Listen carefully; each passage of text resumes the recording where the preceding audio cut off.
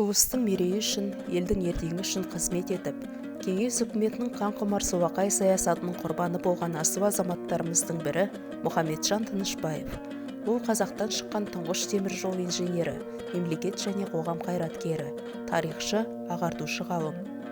Ұлт-азаттық қозғалыстың көрнекті өкілдерінің бірі Мұхаметжан Тынышпаев 1879 жылы 12 мамырда қазіргі Алматы облысындағы Қабанбай ауданында қарапайым шаруаның отбасында дүниеге келген.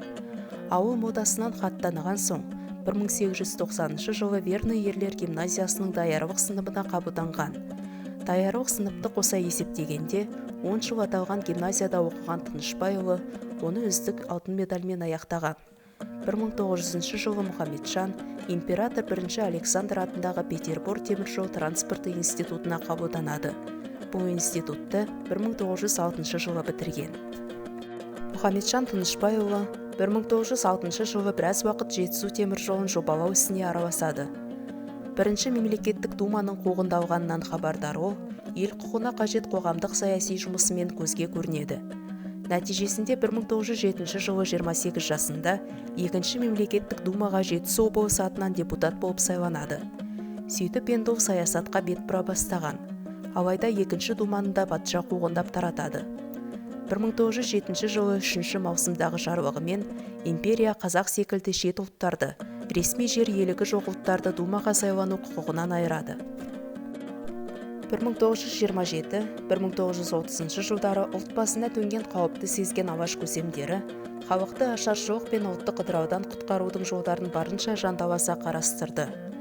Мұны бақылап отырған кеңес орындары дереу кеңес үкіметін қарулы көтеріліс арқылы құлату мақсатында ұйымдасқан алашорда қайраткерлерінің контрреволюциялық террористік астыртын құпия ұйымын әшкерелеу туралы қылмыстық іс қозғаған.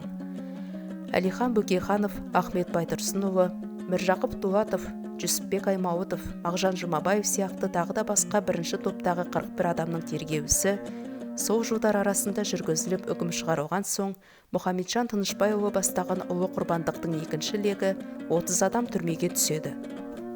Сөйтіп ғалым Мұхаметжан Тынышпайұлы өзінің басқа тағдырбастарымен бірге 1937-38 жылдары жүзеге асырылған үлкен террордың құрбаны болып кете барған екен. Ол 1938 жылы Ташкент түрмесінде атылған. Қазақтан шыққан тұңғыш теміржол қатынастарының инженері 1969 жылы ақталды. Бүгінде сонау Түрксібтен бастау алған қазақ теміржолы ел экономикасының күре тамырына айналған негізгі салалардың бірі болса, осы үлкен жетістікте қазақтан шыққан тұңғыш инженер Мұхаметжан Тынышпаевтың да үлесі зор.